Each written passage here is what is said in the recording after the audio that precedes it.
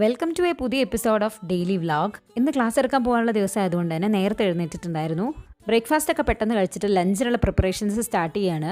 എനിക്ക് വേണ്ടുന്ന കുറച്ച് തേങ്ങയൊക്കെ ചിരകി വെച്ച് ഉപ്പേരിയൊക്കെ ഉണ്ടാക്കിയതിന് ശേഷം അമ്മ കുറച്ച് അയിലയൊക്കെ പൊരിക്കാൻ വേണ്ടിയിട്ട് സെറ്റാക്കി വെച്ചിട്ടുണ്ട്. പിന്നെ പെട്ടെന്ന് തന്നെ ഞാൻ പോയിട്ട് ഫ്രഷ് ആയതിന് ശേഷം ഡ്രസ്സപ്പ് ചെയ്തിട്ട് ക്ലാസ് എടുക്കാൻ വേണ്ടിയിട്ട് പോവാണ്. ക്ലാസ് എടുത്തൊക്കെ കഴിഞ്ഞിട്ട് ഉച്ചയ്ക്കത്തെ ലഞ്ച് കഴിക്കുകയാണ്. തലേദിവസം പ്രിപ്പയർ ചെയ്ത് വെച്ച ബിരിയാണിയാണ് കൊണ്ടുപോയിട്ടുണ്ടായിരുന്നത്. നല്ല ടേസ്റ്റ് ഉണ്ടായിരുന്നു കേട്ടോ പിറ്റേ ദിവസത്തേക്ക്. വൈകിട്ടായപ്പോൾ എനിക്ക് അടുത്തുള്ള സിറ്റി പോയിട്ട് 1-2 സാധനങ്ങൾ വാങ്ങിക്കാനുണ്ടായിരുന്നു. അതിൻ്റെ കൂട്ടത്തിൽ എനിക്ക് സലൂണിലും പോകാനുണ്ടായിരുന്നു. എല്ലാ തവണയും ചെയ്യുന്ന പോലെ ഐബ്രോ ഷേപ്പിങ്ങിന് പോയതാണ് ഇത്തവണയും. ത്രെഡിങ് ചെയ്ത് കഴിഞ്ഞാൽ അവർ ഫോർഹെഡിൽ ഒരു മസാജ് ചെയ്ത് തരും. അയ്യോ അടിപൊളിയാണ് കേട്ടോ അത്. അങ്ങനെ അവിടുന്ന് തിരിച്ച് വീട്ടിലേക്ക് പോകാൻ നേരത്താണ് ഞാൻ സനോജേട്ടനെ കണ്ടത്. എന്തായാലും കണ്ട സ്ഥിതിക്ക് നമുക്കൊരു ചായ കുടിച്ചിട്ട് തിരിച്ചു പോകാമെന്ന് പറഞ്ഞു എന്നോട്.